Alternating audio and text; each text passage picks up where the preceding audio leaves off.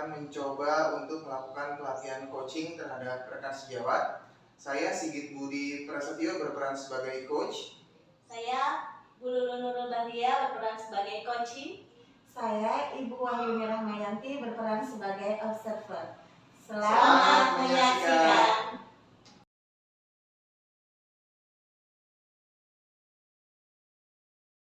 Assalamualaikum warahmatullahi wabarakatuh. Apa kabar Pak Sigit?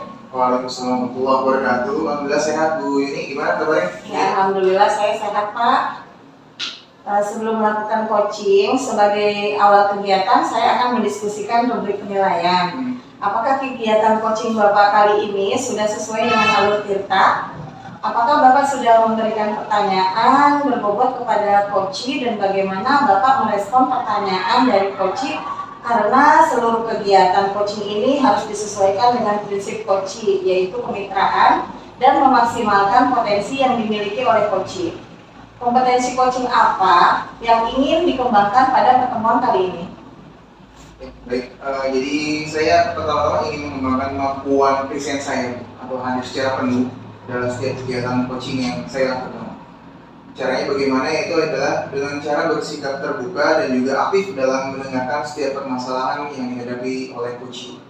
Kemudian yang kedua, saya ingin bisa memberdayakan setiap potensi yang dimiliki oleh coachee, sehingga coachee dapat memberdayakan potensi yang dimilikinya serta menyelesaikan permasalahan itu. Kemudian yang ketiga, saya ingin memiliki kemampuan bagaimana saya mengajukan pertanyaan berbobot terhadap coachee yang saya temui. Seperti itu. Kompetensi mana yang akan Bapak kembangkan secara spesifik dalam kegiatan coaching kali ini? Secara spesifik saya ingin Ibu mengobservasi kemampuan saya dalam presence atau kehadiran ini, di mana saya harus dapat bersikap terbuka dan juga aktif dalam mendengarkan pertanyaan atau permasalahan yang dihadapi oleh coachee saya, seperti itu. Kemudian yang kedua, bagaimana saya bisa menyusun pertanyaan berbobot terhadap coachee. Apa saja indikator ketercapaian dan tujuan pengembangan yang diinginkan dalam kesempatan coaching ini ya Pak? Ya. Jadi saya ingin agar coachee saya itu bisa menemukan solusi dari setiap permasalahan yang dia hadapi. Seperti itu. Baik Pak, saya akan coba observasi kegiatan coaching kita kali ini. Mudah-mudahan dapat berjalan sesuai dengan apa yang telah direncanakan. Baik, terima kasih Bu atas bantuannya. Iya, sama-sama Pak.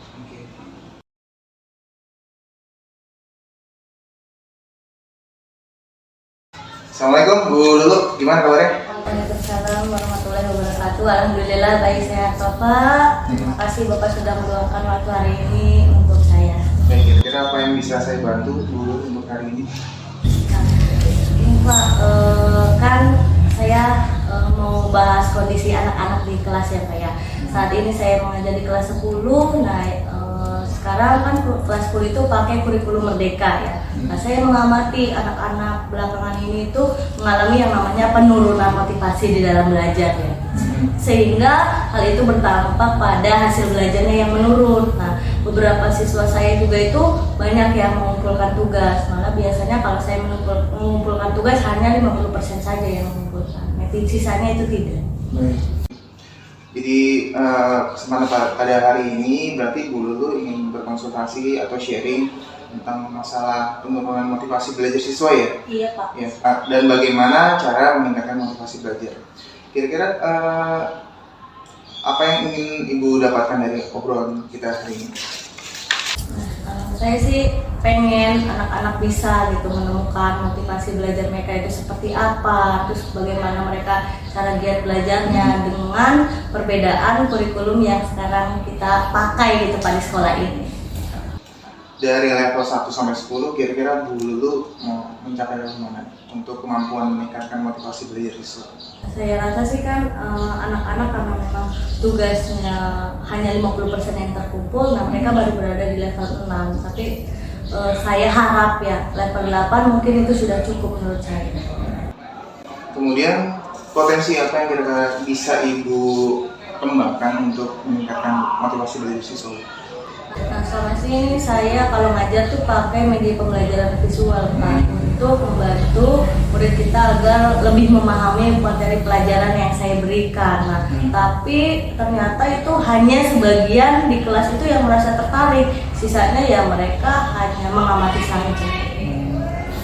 Baik, menurut Guru, adakah strategi lain selain penerapan pembelajaran media berbasis visual? Sepertinya saya harus pertimbangkan ya Pak untuk melakukan yang namanya diferensiasi konten itu yang kita sesuaikan sama masing-masing gaya belajar dari peserta didik. Baik, jadi Ibu berencana untuk menerapkan diferensiasi konten ya. Iya Pak. Nah, kemudian bagaimana strategi yang akan digunakan? Mungkin pertama saya lakukan itu kita manajemen kelas dulu, itu seperti apa. Misalnya sebelum memulai pembelajaran, siswa itu kita ajak untuk latihan konsentrasi ya, biar dia itu fokus dengan menggunakan yang namanya teknik stop.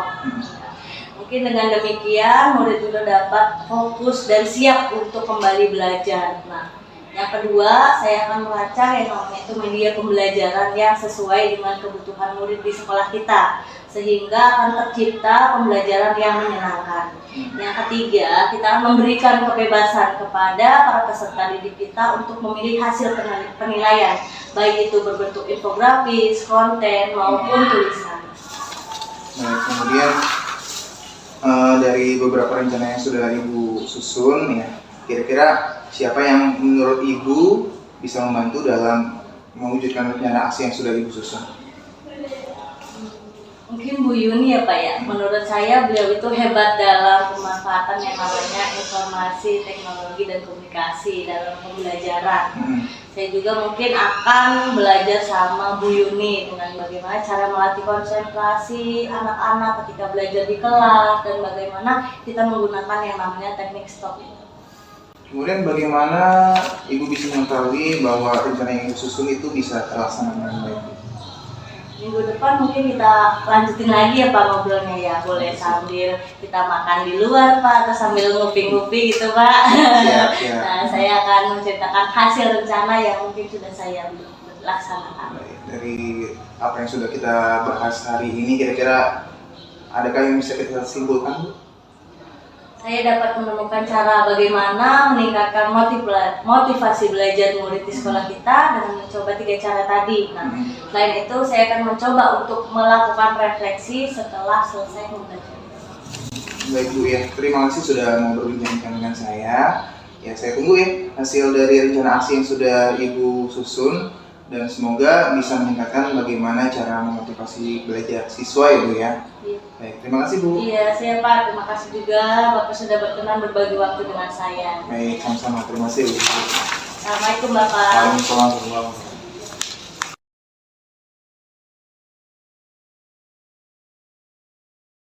Assalamualaikum warahmatullahi wabarakatuh. Apa kabar Pak Sigit? Waalaikumsalam warahmatullahi wabarakatuh. Alhamdulillah sehat Bu Yuni. Alhamdulillah saya sehat Pak. Ya, terima kasih tadi atas pendampingan dalam kegiatan coaching saya Bu.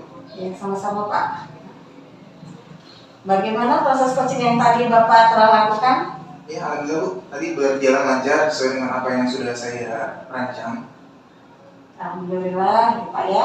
Setelah saya lakukan observasi kegiatan coaching yang tadi Bapak lakukan, ada beberapa pertanyaan yang ingin saya ajukan kepada Bapak. Pertanyaan pertama, bagaimana penilaian pribadi Pak Sigit terkait performa dalam pelaksanaan coaching yang telah Bapak laksanakan tadi? Ya, setelah tadi saya melakukan coaching dengan Coach dan didampingi oleh Ibu, saya berupaya untuk melakukan kegiatan coaching tadi dengan alur kita Bu. Yang pertama adalah menanyakan tujuan dari kegiatan coaching itu sendiri.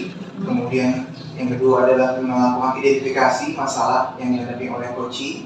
Kemudian Coach tersebut akan menyusun rencana aksi Bu, sebagai tahapan ketiga dalam kegiatan coaching tadi.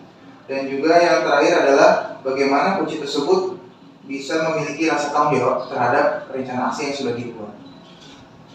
Saya juga sudah berupaya untuk menggali potensi yang dimiliki oleh coach ya, sehingga ia dapat menemukan solusi dari permasalahan yang dihadapi.